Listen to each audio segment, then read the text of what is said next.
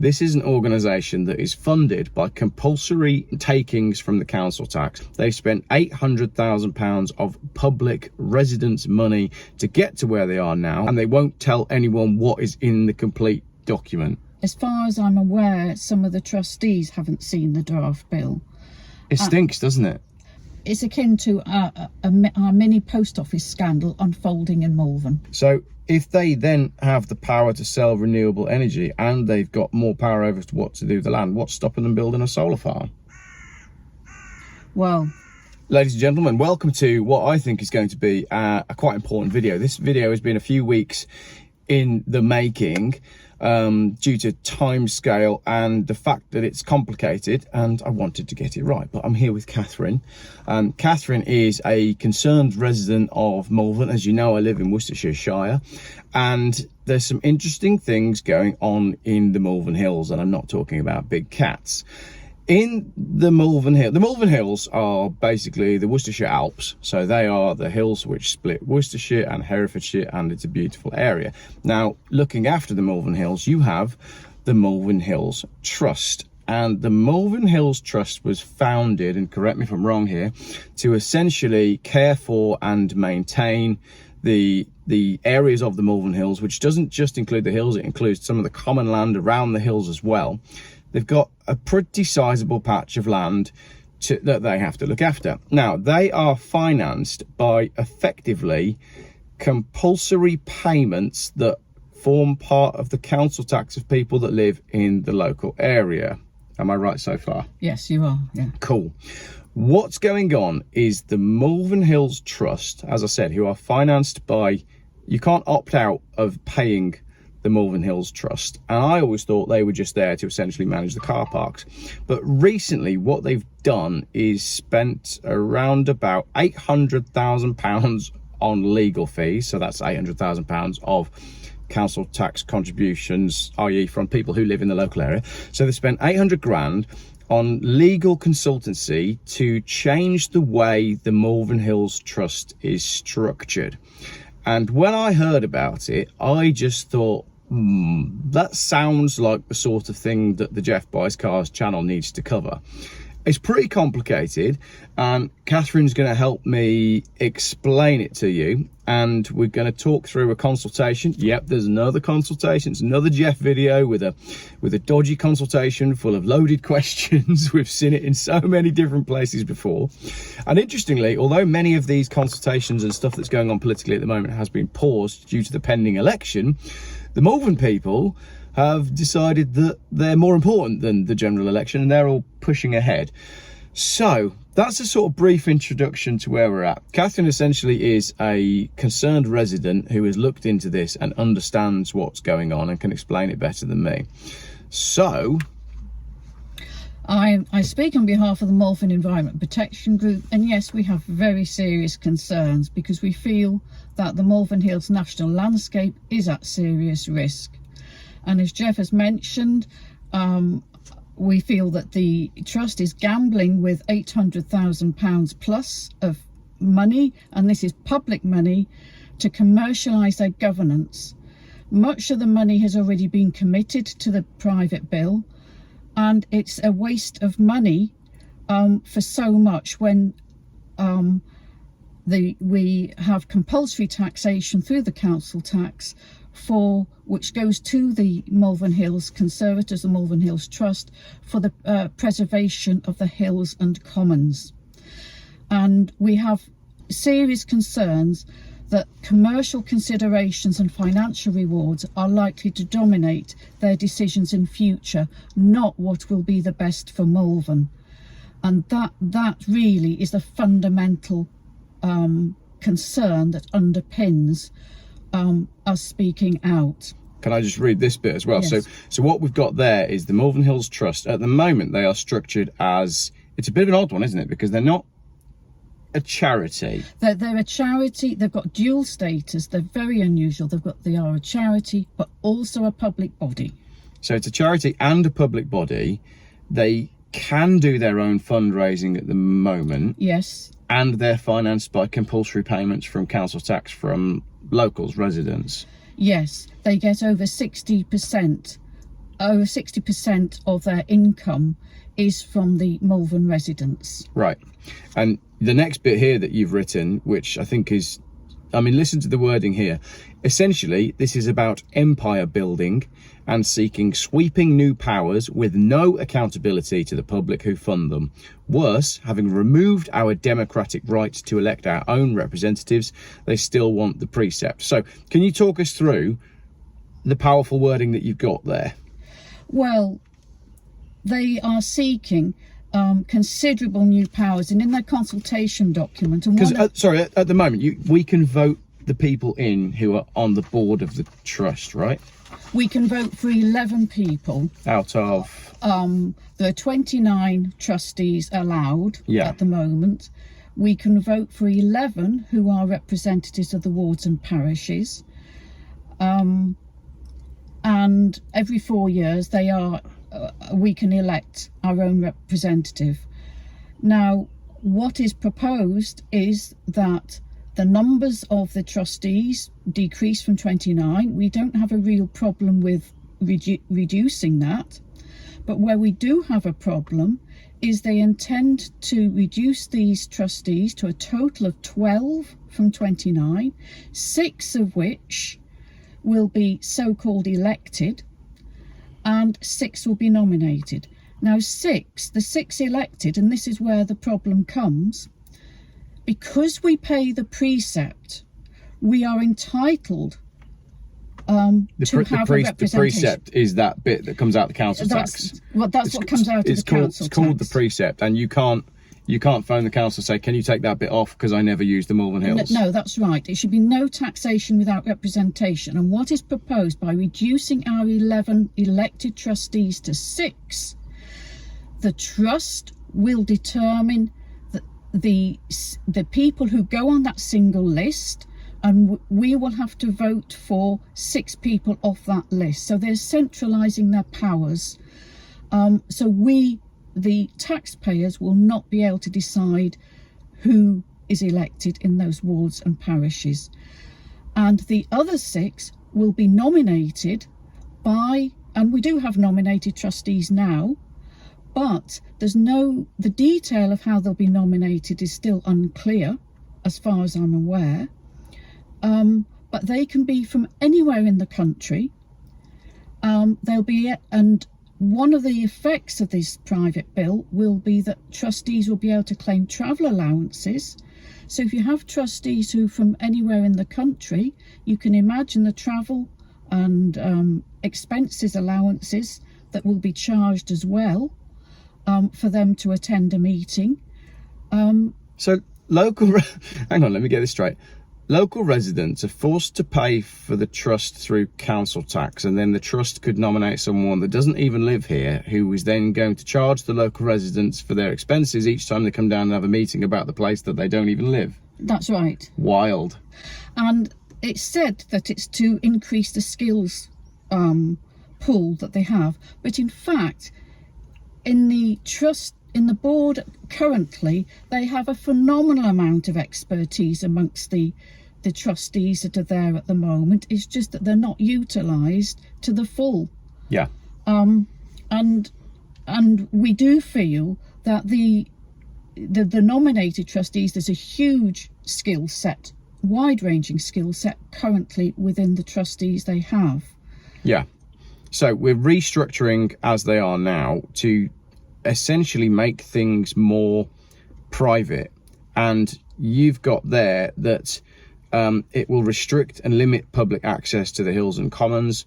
They're talking about fencing off the commons, which means that Castle Morton Common, for instance, Garford Road Commons, Malvern Link Common can be fenced off, whereas at the moment they can't do that. They can't do any fencing off, and I was just giving an example that if they are allowed to fence off commons, just imagine Castle Morton being fenced off, imagine Garford Road Commons being fenced off, Malvern Link Commons possibly, and public access to that will be restricted or prohibited in exchange for the grazing of livestock, and that goes against everything the founding conservators envisaged. Yeah. And it runs contrary to the current 5 Acts of Parliament. The other thing I just wanted to bring out about removing our right to elect representatives is removal of our democratic right to elect our representatives. Yeah. Once that right has been given away, it won't come back. It won't come back, and yet they still intend to claim a precept. And currently they are a public body, they are funded by the public, and that by removing our democratic right without a proper consultation is not democracy. No, absolutely not. And again, that's where the sort of Geoff by cars element comes in, because I've seen so many of these dodgy consultations with loaded questions that seem to be only removing power and freedoms from people, and that's exactly what I'm seeing here in this slightly more complex one. Now, again, when I first started reading about this, I smelled a rat and just thought, this has got to be when you do the digging about selling land and, you know, allowing developers to profit off what is at the moment public land that's been protected for 140 years. So by changing the function of the Malvern Hills Trust, you think that there's a way that some of this commons land could eventually end up getting built on? I'm not sure about building on. The detail, the problem is, part of the problem, we haven't seen the full draft bill. We've been consulted on a document where they have chosen what they want us to see. We have not seen the draft bill, and the devil is in the detail, as with all those things. So just to clarify, right, this is an organisation that is that is funded by compulsory takings from the council tax, who are proposing a very big change to the way they function. They spent £800,000 of public residents' money to get to where they are now. They have now put out a consultation that is full of extremely loaded questions, and they won't tell anyone what is in the complete document. No, we don't know. And as far as I'm aware, some of the trustees haven't seen the draft bill. It stinks, doesn't it? Well, it's certainly removing power from the public, centralising it, and giving one organisation a huge amount of power, which actually doesn't seem a very positive way forward. And it's that will give a private organisation a huge amount of power over what is effectively and has been public land, which is financed by public contributions. Well, land that is open for public access. Yeah. And that is fundamental to the Conservators, and their Acts of Parliament have stood the Conservators and the land and the hills and the commons in good stead for 140 years. And this lack of public access, and proposing visitor centres on the slopes of the hills, perhaps other buildings, the Conservators have never been about tourism. They've never been involved in that. And Malvern as well, if you haven't been, it doesn't have a big visitor centre. It doesn't have gift shops on the side of the hills. It is as it has always been. You might have an ice cream van parked at the bottom of the hills, but it doesn't have that overly commercial stuff going on. No, and one of the things that we feel is so valuable, what makes Malvern is the fact it doesn't have all the commercial entity that often accompanies such places that people visit.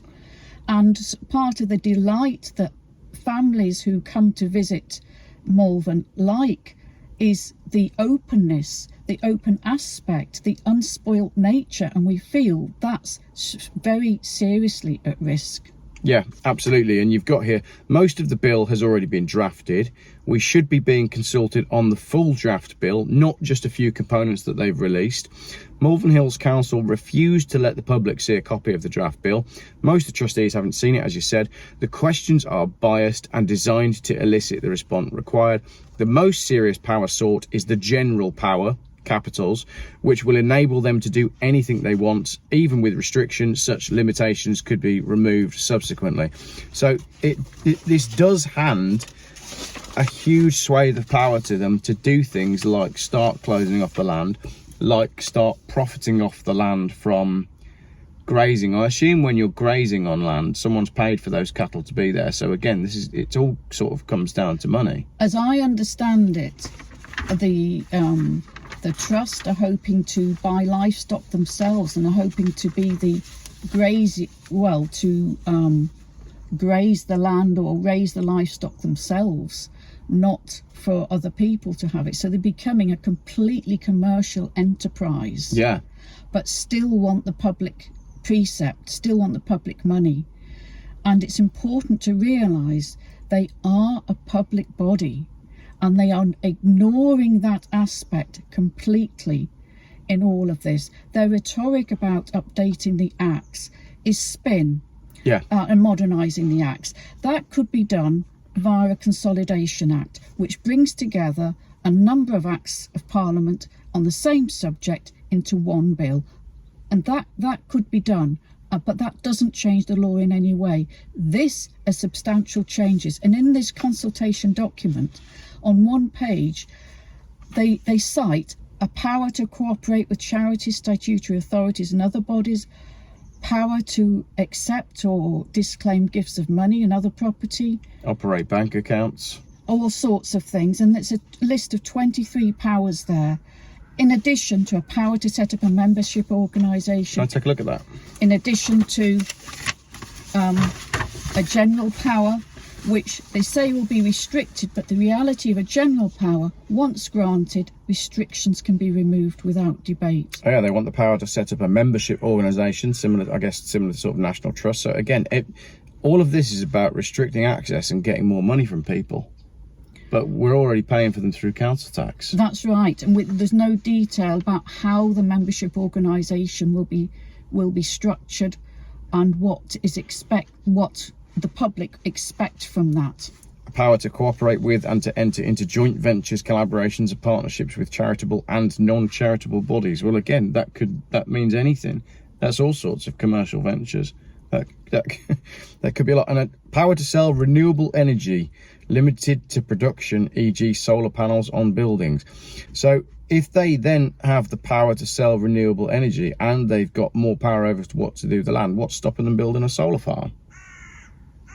Well, that's quite worrying as well, isn't it? It is. Can you imagine all of the Garford Strait, that beautiful approach on the eastern side of Malvern, the whole thing being a solar farm? It's kind of there between the lines, isn't it? Yeah, it's definitely slightly concerning. So where are we at the moment then? This consultation is live. It's live currently. I mean, ideally it is being done during a general election period, during PERDA. It is our understanding of a consultation by a public body should not be run during the run up to a general election. But it is. Just quickly on trustee payments. So there's a point here that says the bill would include provisions which make clear property and assets and income of the trust must be applied solely towards the promotion of its objects. No trustee may receive any remuneration or other benefits other than the limited benefits permitted by law. However, if you've got less trustees, it's not going to be too hard for, I don't know, a solar farm company to come in and lean on a couple of trustees and incentivise them outside of this, and suddenly things get voted in a way that solar farms do pop up. You can see how it could be corrupted without that interaction from publicly elected people. Well, certainly things could be done without debate with the public, and as the public are largely responsible for the majority of their funding. And you have to remember, this precept is the only guaranteed annual source of funding they have, and it is important, and a consultation should be done at the formative stage of determining what's going to go into it. This, it can hardly be said, is at a formative stage of its proposals. As well, you've also got the maximum levy, so the bit that they take from council tax for 2024-25, £773,000. So they've spent more than a year's worth of half of their funding on getting this through. So there must be some serious financial benefits and juggling going on behind the scenes to try and get this pushed through. And I think it's that complicated that most of the local people don't really realise what could be coming down the track with this big change. Because as you say, the way they're sort of pitching it is, oh, the structure's out of date, it will allow us to do more, we need to bring things up to date. But and from what we're seeing in the Facebook groups, people seem to be going along with it, not realizing that there's 800 grand being spent on a document that we're not allowed to see based on a dodgy consultation. Well, the 800,000 is what's been spent to date. Yeah, to date, yeah. To date. It hasn't got to Parliament yet, and the costs are likely to increase beyond that, and could increase even further. So there's no cap being made on the cost. At what point do you say, all right, we've spent enough, we haven't got it, we're going to abandon it? There's been no cap done. There's been no research done either into the unintended consequences of what could happen with all these powers. But we have very serious concerns, and we're not convinced that members of the public fully understand what is going on. And you know, we've spoken on email, we met and had a good hour-long conversation, and I'm still finding that this is some complicated stuff. But also it's talking about giving them the power to build, lots of different uses. But what's interesting, so this is the consultation, so it lays out what they want to do, and then the question is always extremely loaded, so that it tells you what they want to do, and then the question basically says, right, here you go. So, do you agree that, subject to the public's right of access, so long as the public can access it, the trust should have the power to grant licence of the land of buildings? So that question is written in a way that says, so long as we let you in, should we be able to build buildings? But as soon as we give them the power to start building buildings, all manner of things could happen. Do you agree that the trust should have a power to grant leases of buildings and of land which is not common land for a period of up to 10 years. So this is going to open up the whole of the Malvern Hills area to all sorts of building, development, restricted access and changes, all done on the basis of, oh, we just needed to update the way it was structured. It's certainly, there's a lot in here. There's a phenomenal amount, and that's what concerns us. All these powers, there's no end to what could happen. And it's with no research on the unintended consequences, we have very serious concerns, and hence the reason for setting up a petition online, which can be accessed through our website, which I'm sure Geoff can put up. All of the links that you need are in the pinned comment at the top and in the description as well. So we have a petition requesting that the consultation is suspended pending full and proper scrutiny by the public, because as a public body, they should be transparent, open, transparent and accountable, and must not do anything that erodes the confidence of the public. And we feel this is certainly not being open and transparent. This is interesting. So there's a section here on the removal of vehicles. So at the moment, they have the power to remove vehicles that have been abandoned and are in such condition as they need to be scrapped, but there's no provision for the removal of other vehicles that have a value. So if your car has a value, at the moment they don't have the ability to remove it should they need to, but that's all going to change as well. So there's a little car connection. And we're talking about, I mean, the other thing that we're aware of, that there's been no satisfactory explanation to date why all these powers are needed. No explanation. The only one that has been mentioned in recent times is fundraising. But they can do some fundraising now. Yeah, so they're claiming that at the minute they can't fundraise publicly, and changing the status would allow them to fundraise. But you found that they can fundraise as they are now. They can fundraise and in fact they registered with the fundraising regulator in 2019, so they can already fundraise. And they don't need a new bill to do that. No, there is so much in here. For the consultation then, what's the best way for people? What do people need to do at this moment? So we need more people to fill in the consultation, and reading these questions, they're going to need some help to fill in that consultation. So what's the best way to get that help to make sure that they're answering in the way that...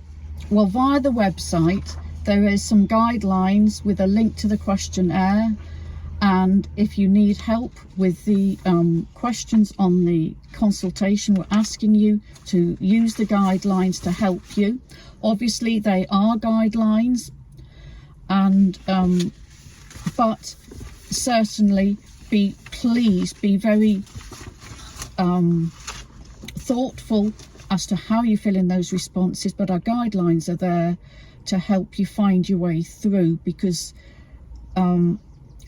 this will have severe consequences for Malvern. It will change very much Malvern as it is now, and with the precept, I do feel that removing our democratic right is not on.